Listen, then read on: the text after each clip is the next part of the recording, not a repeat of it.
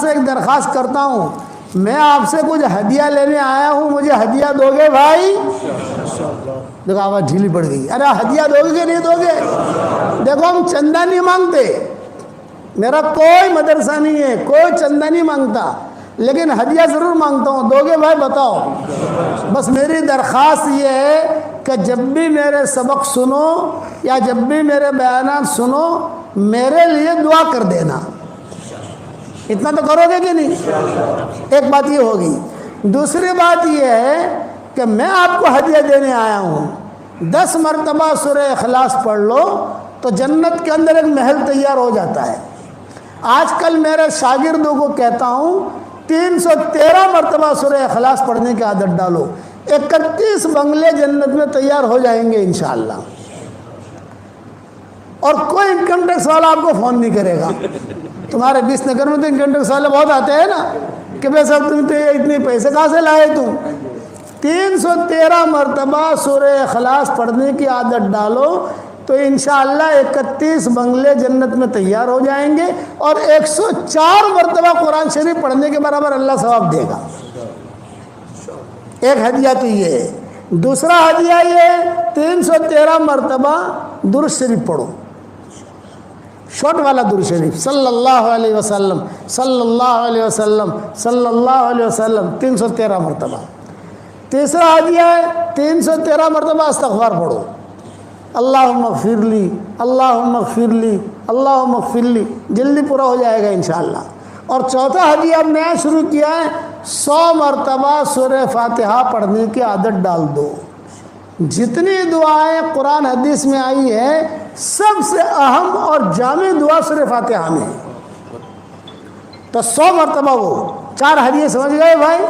313 مرتبہ سورہ اخلاص، 313 مرتبہ درود شریف، 313 مرتبہ استغفار، اور 100 مرتبہ سورہ فاتحہ۔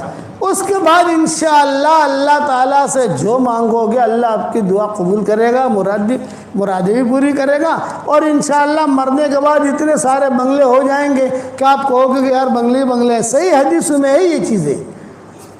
حضرت عمر سے حضور نے کہا تھا، عمر 10 مرتبہ سورہ اخلاص پڑھ، جنت میں اللہ ایک بنگلہ دے دے گا، ایک محل دے گا۔ حضرت عمر نے کہا 10 مرتبہ پڑھوں جنت میں ایک محل؟ آپ نے فرمایا ہاں۔ حضرت عمر نے کہا بہت محل بناؤں گا۔ آپ نے فرمایا بنا جتنا بنانا ہو تجھے۔ تو یہ آپ لوگ شروع کرو گے انشاءاللہ۔ اس کے بعد اللہ تعالیٰ سے دعائیں مانگو، جو بھی حاجتیں ہوں اللہ تعالیٰ سے مانگو۔ اور ایک بات یہ بتاتا ہوں، جو کہ یہ مسجد ہے ہماری، اس کے 4 کونے ہیں، دیکھ لیں 4 کونے، ہر گھر کے تقریباً 4 کونے ہوتے ہیں۔ یہ کونا روزانہ رات کو اور دن کو تھوڑا پانی دے دینا،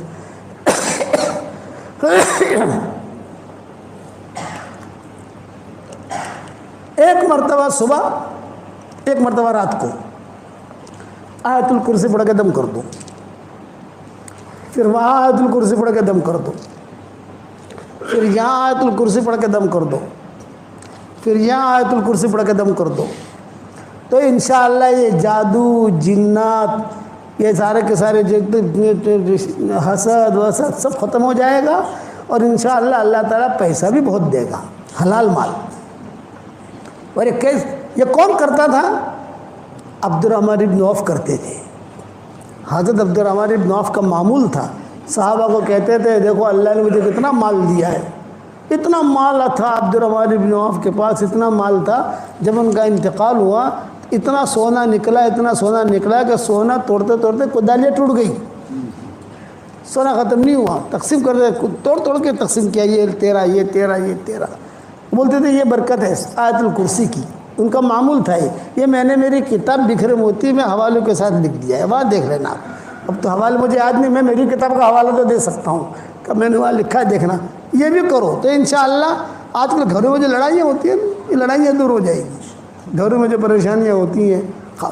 اور ایک اہم بات بتاتا ہوں، ٹاپ 1 بننا چاہتے ہو خاموش رہنا سیکھو، اور ٹاپ 2 بننا چاہتے ہو تو بدتمیزی کا جواب مت دو، کوئی بدتمیزی کرے تمہارے ساتھ اس کا جواب مت دو۔ اور ٹاپ 3 بننا چاہتے ہو تو اس کے اندر یہ کہ کوئی آپ کے ساتھ بد اخلاقی کرے آپ اخلاق سے جواب دو۔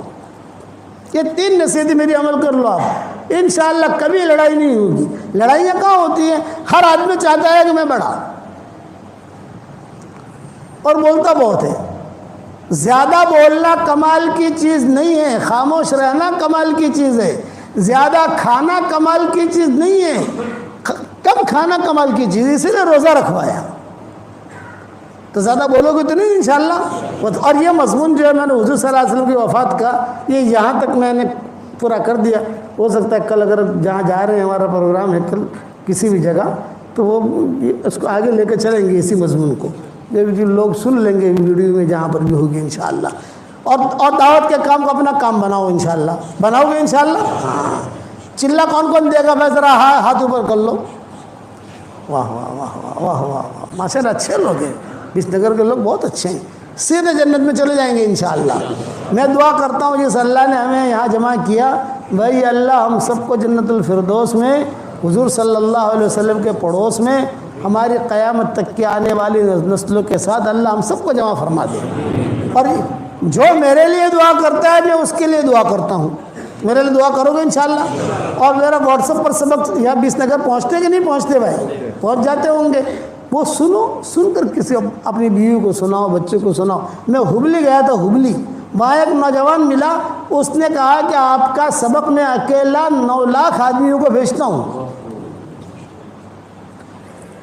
اور اللہ نے مجھے بہت پیسہ دیا ہے، تو میں نے آپ کے سبق کے لیے 11 موبائل خریدے ہیں، آپ کا سبق بھیجتا رہتا ہوں۔ آپ لوگ بھی آگے بڑھاؤ سبق، اللہ رسول کی بات ہوتی ہے، 2 منٹ کے 4 منٹ کے تو سبق ہوتے ہیں، 5 منٹ کے سبق ہوتے ہیں، اتنا ٹائم تو نکالنا پڑے گا بھائی، کرو گے انشاءاللہ؟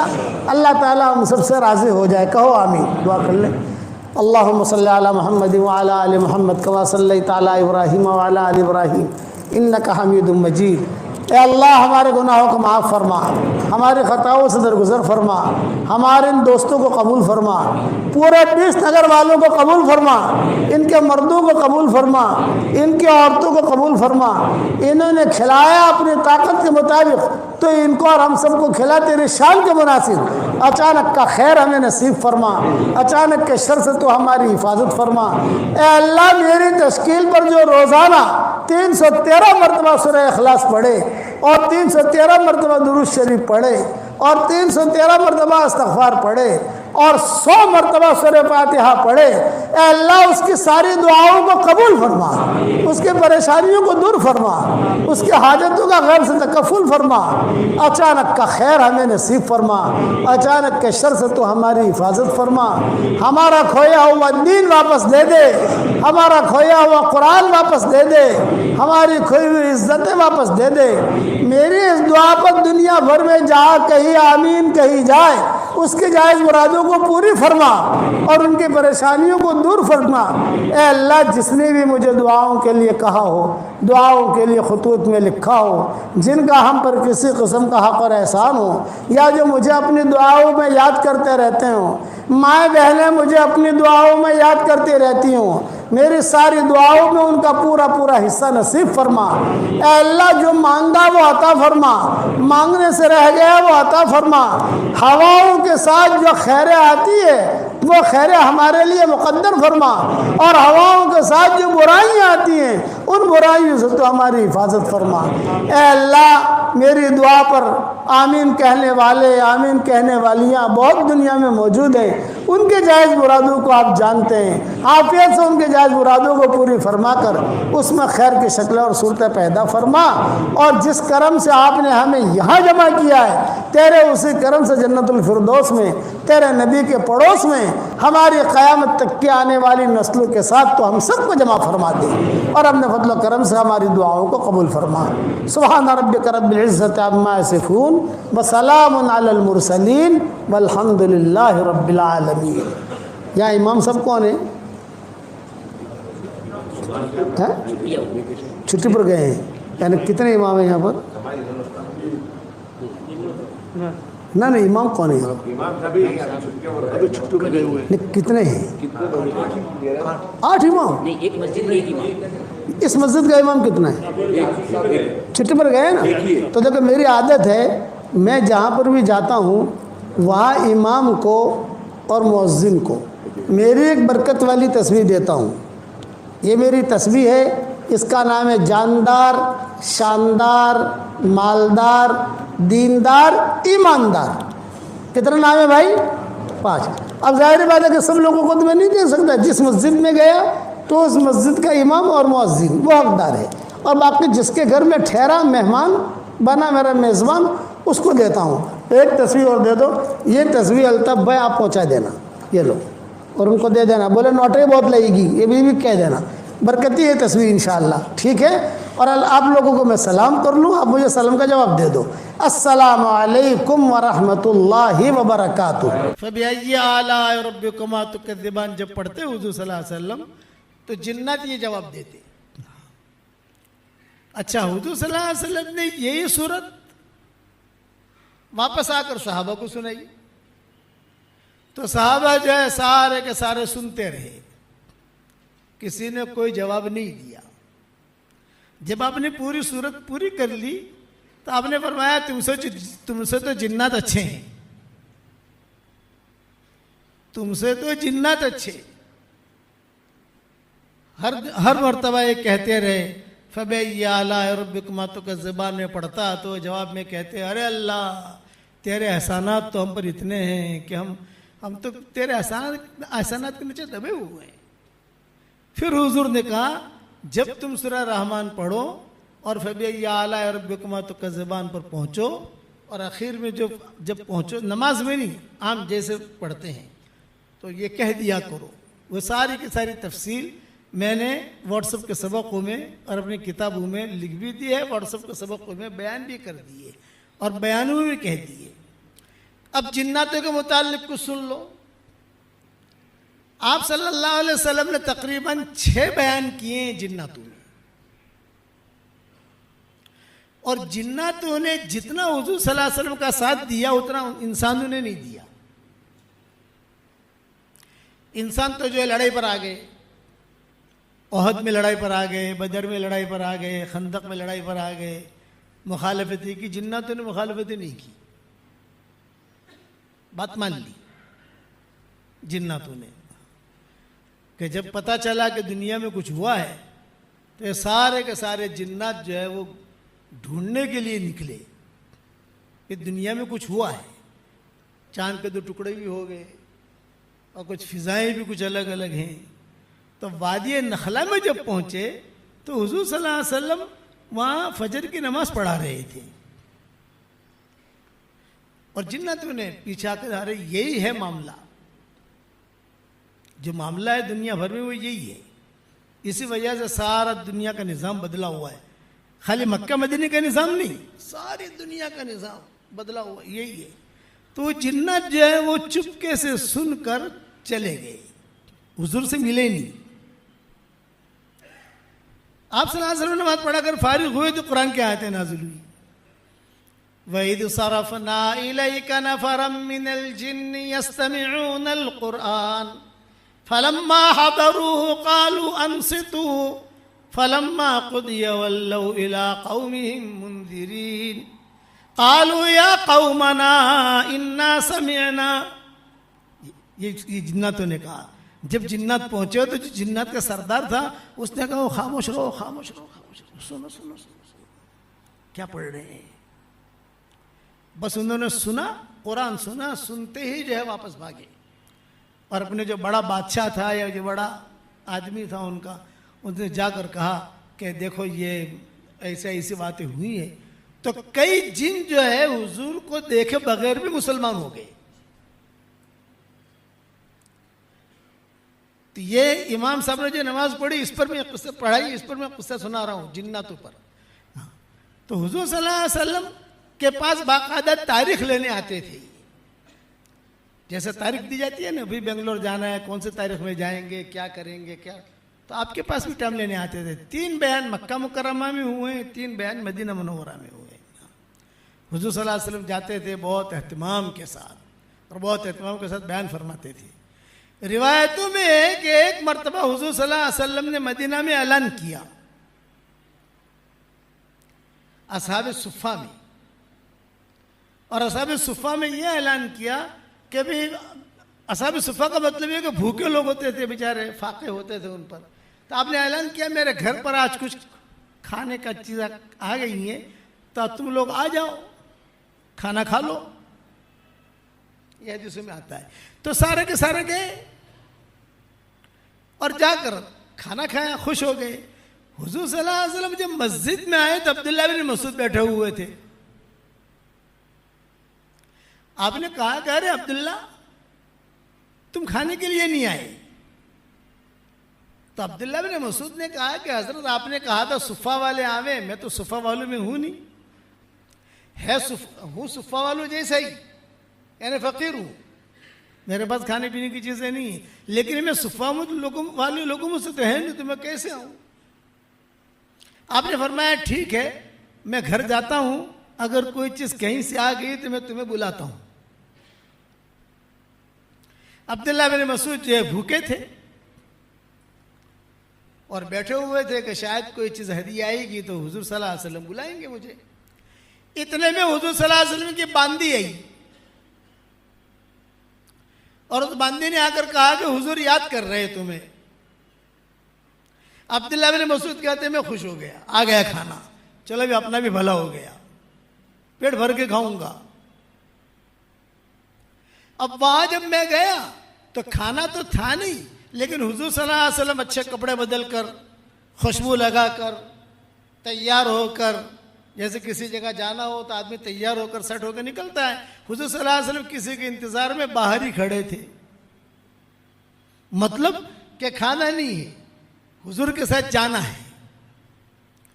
اب میں ٹینشن میں پڑ گیا کہ شاید حضور صلی اللہ علیہ وسلم کھانے کو کچھ کہتے، یہ تو کھانے کی میٹر ہے نہیں. آپ نے جو میرا ہاتھ پکڑا اور ہاتھ پکڑ کر کہا کہ چلو عبداللہ. اب ہاتھ جو حضور نے پکڑا تو میں تو یہ نہیں کہہ سکتا حضرت بھوک لگی ہے، چل دیا. راستے میں چلتے چلتے حضور صلی اللہ علیہ وسلم نے فرمایا پتہ ہے کہاں جا رہے ہیں ہم؟ رات کا وقت تھا. نہیں حضرت، یہ کہا جناتوں میں بیان کرنے جا رہے ہیں. عبداللہ بن مسعود کہتے ہیں میری بھوک تو وہی ختم ہو گئی. جناتوں میں بیان کرنے جا رہے ہیں، آج کی ہماری تاریخ ہے.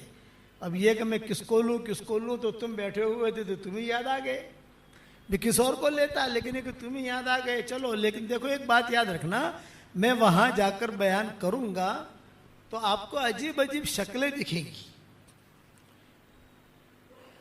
کسی کے دانت نکلے ہوئے ہوں گے، کسی کے سر کے اوپر سنگ ہوگا، اور کسی کے منہ میں سے آگ نکل رہی ہوگی. یہ ساری شکل حضور نے ساری بیان کی، عجیب عجیب شکلیں ہوں گی.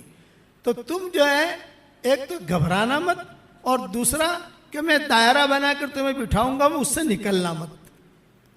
ارے حضرت گھبرانا مت، میں ایسی شکلیں دیکھوں گا تو انسان ہے، فطری چیز ہے، کبھی گھبرانا مت.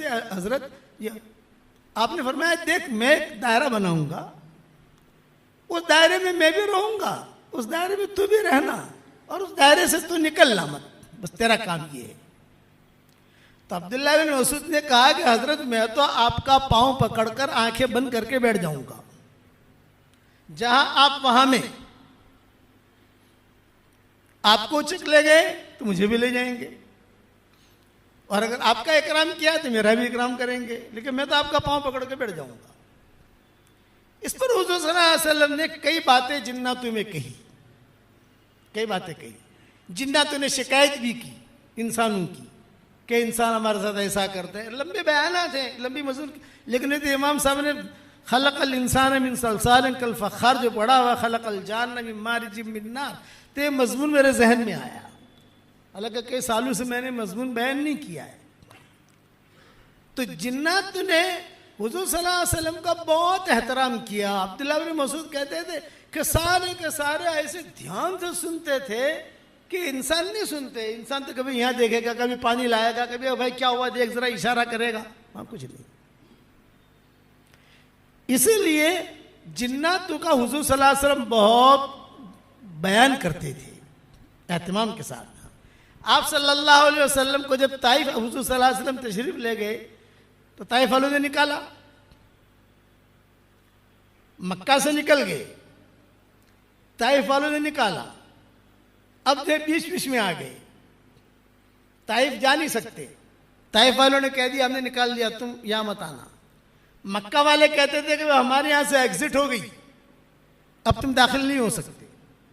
تو بیچ بیچ میں رہے. حضور صلی اللہ علیہ وسلم حضرت زید ابن حارثہ ساتھ تھے, دونوں کے دونوں. تو زید ابن حارثہ کہتے تھے کہ حضرت ہم تو پریشانی میں آ گئے, وہاں بھی نہیں جا سکتے, یہاں بھی نہیں جا سکتے, اور بیچ بیچ میں ہے.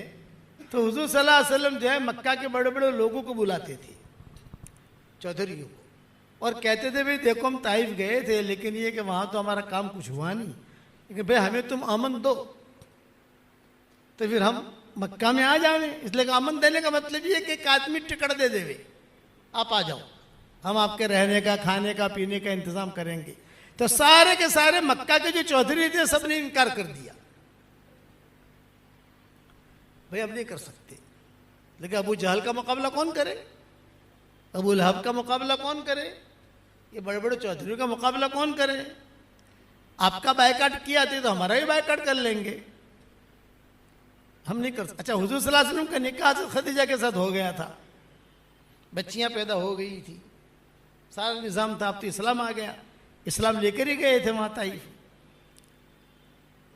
تو یہ جنات تھے جو راستے میں مدد کرتے تھے حضور کی. انسان تو کوئی جا نہیں سکتا, کھانا ہے, پینا ہے, طائف کے انگور ہیں, یہ ہے, وہ ہے, وہ چپکے سے دے دلا کر چلے جاتے تھے. حضور صلی اللہ علیہ وسلم بڑے پریشان, کے بھی بیچارے یہ لوگ آتے ہیں, کام کر کے چلے جاتے ہیں, دے جاتے ہیں, ان کو ہم دعوت بھی دیتے ہیں, لیکن یہ کہ ہم یہ انسان ہماری مدد کب کریں گے.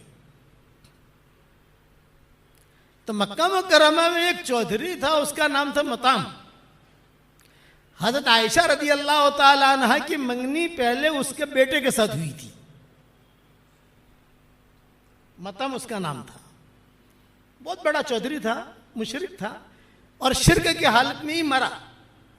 تو بدر میں حضور صلی اللہ علیہ وسلم نے اعلان کیا کہ مطعم کا مجھ پر اتنا بڑا احسان ہے کہ اگر آج وہ زندہ ہوتا اور یہ مشرکین مکہ کے بارے میں سفارش کرتا تو میں اس کی سفارش قبول کرتا. یہ بدر میں اعلان کیا.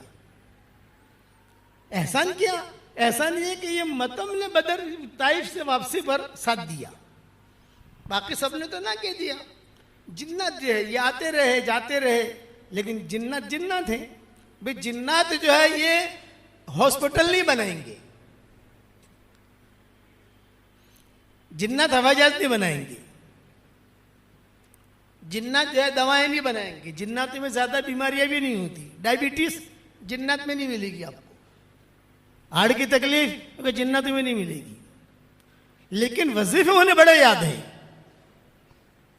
وظیفے اس میں ٹاپ 1 ہے, انسانوں کو ہی پتہ نہیں. وہ ایسے ایسے چٹکلے بتا دیں گے کہ آدمی جو ہے وہ کہیں سے کہیں پہنچ جائے گا.